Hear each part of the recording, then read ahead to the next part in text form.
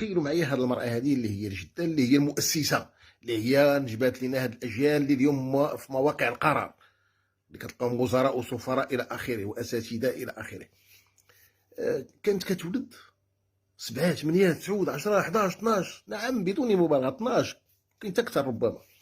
وكانت يعني كتقبلهم كاملين، يعني تدبير شؤون البيت، رعاية هاد الأطفال هادو، ورعاية الزوج كذلك، حيث أن المرأة هذه ما كانتش كتشتغل، كانت كتجلس تقبل وليداتها، والراجل كيمشي يدبر على راسو ولوليداتو بيان سور.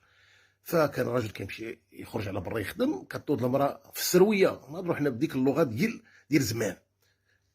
وعلى ديك الزمان كانت هذه المرأة هذه اش كتقول للراجل ديالها؟ كتقول ليه زماني. شوف زماني راه واحد القدسية، واحد المكانة يعني رفيعة في عين المرأة. كتقول للراجل ديالها زماني، يعني إلا بغينا نترجموها يعني أنت كل شيء في حياتي. فكانت كتولد هاد الولاد اللي قلنا كاملين، وكانت يعني كيفاش كتولدهم بعدا؟ راه في الدار عن طريق القابلة، يعني ظروف ماشي بحال ديال اليوم. وكان سيدي كتنوض في السرويه قلنا، وتعجن لك مسمنات ولا مخمرات فاش في الفرينه تما عندها في الدار.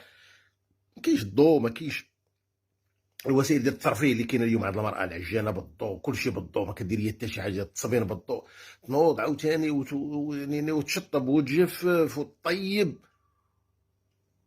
وتصبن بيديها، هادشي كلشي بيديها. ومع ذلك كانت ديما ناشطه، ديما فرحانه، واستطاعوا ديك الوليدات باش يترباو احسن تربيه. وكانت في العشيه لما كيلقاو شي بقيته تيخرجوا العيالات كيتجمعوا حدا في الحومه ولا في الدرب ولا في الدوار ولا سميها ما شئت، كيتجمعوا ويبداو يطبلوا ويبداو يغنيو ويديروا كاس كروط، هذه تجيب مسيمنات، هذه تجيب حليوه، هذه تجيب كذا، حتى تيحسوا بالوقت ديال رجالتهم قربوا يجيو وكيدخلوا في حالاتهم. حيت ان الراجل لما يجي تلقى مرته جالسه في الدار مصايبه ليه مسيمنات وكويس ديال اتاي، وكتوفر ليه وسائل الراحه رغم الفقر، اقول رغم الفقر والحاجه والعوز الى اخره. هاد المراه هادي كانت في رمضان كتصوب الشباكيه ديالها بيديها، ماشي بحال البنات اليوم كيمشيو يشريوها، كتصايب الشباكيه ولا المخرقه والسفوف الزميطه بيديها، صنع محلي.